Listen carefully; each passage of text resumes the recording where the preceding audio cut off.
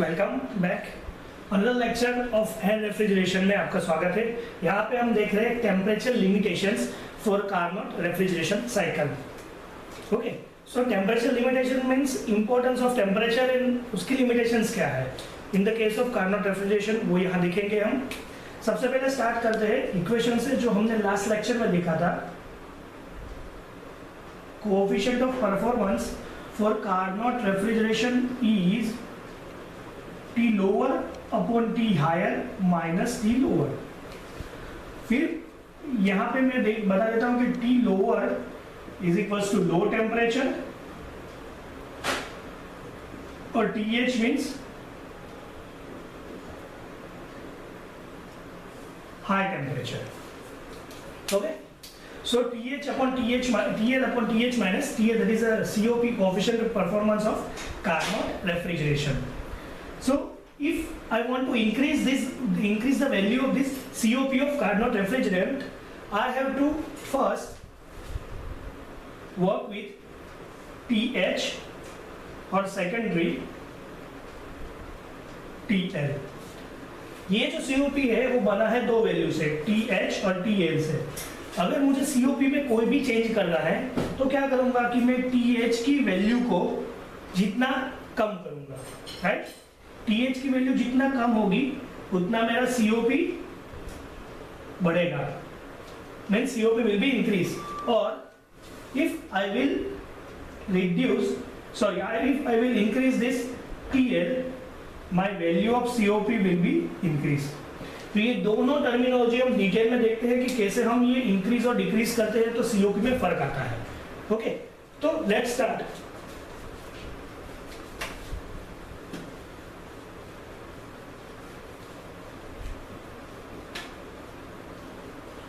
तो शुरू करते हैं सबसे पहले limitations of T higher. First of all limitations of T higher means high temperature की लिमिटेशंस क्या है। साथ साथ में लिख लेता हूं COP, coefficient of performance is equals to T lower upon T higher minus T lower. अभी मुझे COP की वैल्यू बढ़ानी है तो क्या हो सकता है, वैसे TH की वैल्यू में ज्यादा रखूं और TH की वैल्यू में कम रखूं, ये दो ही कंडीशन से हो सकता है। तो यहाँ पे हम पहली कंडीशन देख रहे हैं कि TH की वैल्यू क्या होगी, कम होगी। तो in the case of summer और विंटर हम दो एग्जांपल ले रहे हैं, समर में और दूसरा हम ले रहे हैं विंटर में। ओके, और हम बात कर रहे हैं एक component that is refrigeration.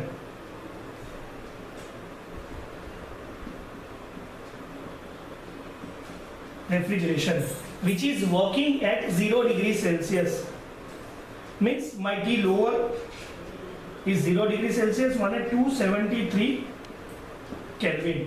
same as यहाँ पे T lower is equals to 0 degrees Celsius 273 Kelvin means a refrigerator working on reverse Carnot cycle। And यहाँ पे हम देखते हैं दो कंडीशन में, विंटर और समर में होता क्या है। Okay, so TH will be vary in the case of summer and winter। Let us say value of TH means value of T higher is winter is approximately 45 degrees Celsius in winter। Okay, so equals to 318 Kelvin। और in the case of winter value of TH is equals to 25 degrees Celsius means 298 Kelvin। Okay, देखो बात story समझो कि winter की बात कर रहा हूँ, हम इंडिया के विंटर की बात करें कि जहाँ पे maximum temperature suppose 25 degree Celsius जा रहा है तो टी हायर मेरा 25 डिग्री सेल्सियस हो गया इन द मंथ ऑफ जनवरी और दिसंबर। और हम समर की बात कर रहे हैं जहाँ पे मैक्सिमम टेम्परेचर जाता है 45 degree Celsius in the month of May और जून या अप्रैल और मई। ओके, तो ये स्टोरी हो गई, ये स्टोरी हो गई। तो अभी दोनों केस में TH की वैल्यू अलग अलग है। ओके, TH की वैल्यू कम किस में है, विंटर के केस में, समर के केस में TH ज्यादा है। तो यहाँ पे अगर हम COP देखेंगे, COP means 273 upon 298 minus 273 that is 25। समझ गए? तो वैल्यू क्या होगी इसकी 10.9। ओके, सीओपी ये कंडीशन में 10.9 हो गया, और सीओपी इस कंडीशन की मैं बात करूं तो T lower upon T higher minus T lower that is 45। तो क्या होगी इसकी वैल्यू 6.06 और ये 10.9। तो आपको वैल्यू देखते ही पता चल जाता है कि विंटर के केस में सीओपी ज्यादा है और समर के केस में सीओपी कम है। तो यहां से हमें एक स्टेटमेंट मिलता है, वो स्टेटमेंट क्या है मैं लिख रहा हूं।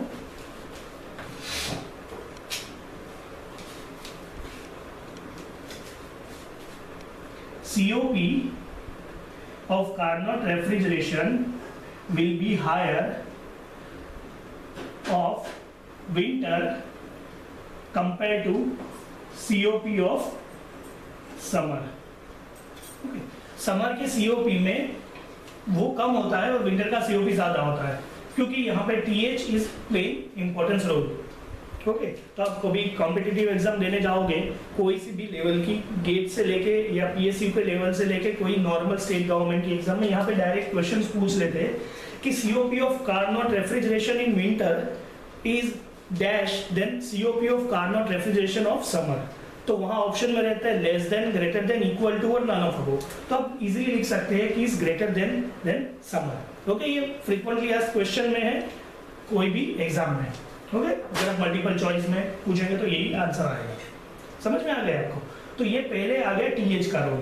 अभी हम देखेंगे TL के रोल में क्या फर्क पड़ता है।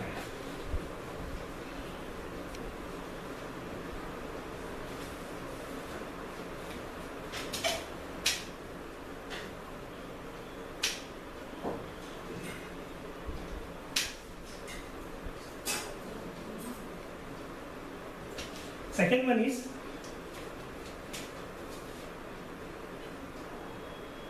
T lower.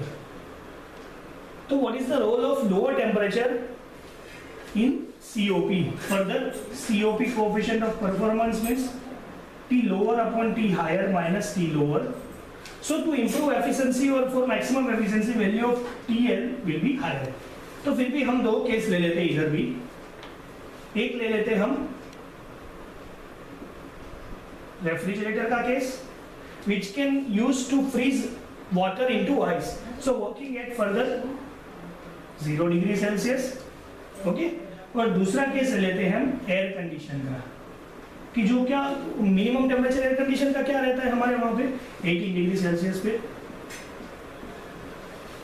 ओके, तो ये 18 डिग्री पे काम कर रहा है और यहाँ पे T लोअर हो गया 0 डिग्री और यहाँ पे T लोअर हो गया 18 डिग्री सेल्सियस।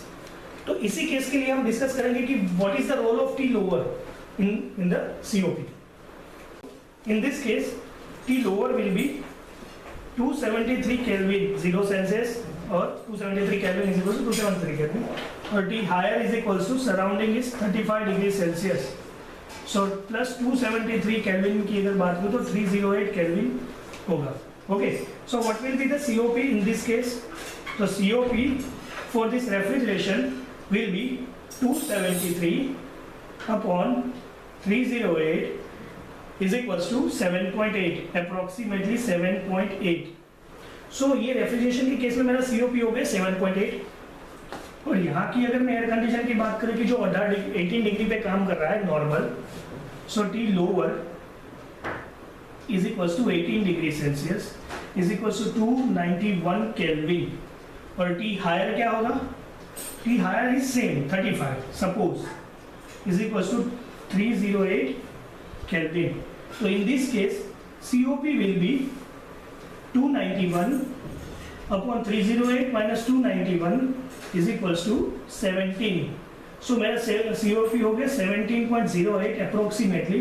देखो, don't go for this value, ये COP की value is too much, this is also too much, but for understand the concept I am just taking this random number कि आप समझ सको कि what is the value of TL। तो इस case की अगर मैं बात कर रहा हूं तो यहाँ पे TL की वैल्यू, यहाँ पे CO की वैल्यू ज्यादा आ रही है और यहाँ पे CO की वैल्यू कम आ रही है। तो तो यहाँ पे एक नया कंसेप्ट मिलता है कि COP of air condition is more than COP of refrigerator. तो हम स्टेटमेंट लिख देते हैं, क्या होता है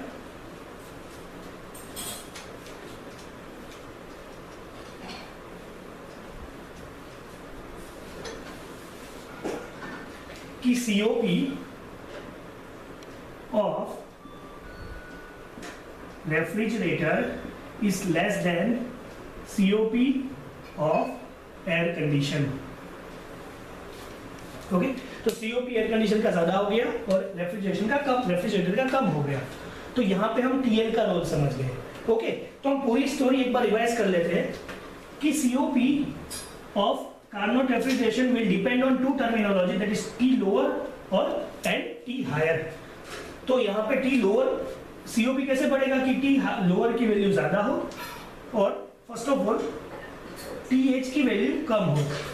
और इसके बिहाफ पे हमने दो रिजल्ट्स देखे कि COP of refrigerator is less than COP of air condition, and second one COP of Carnot refrigerator in summer is less than COP in winter।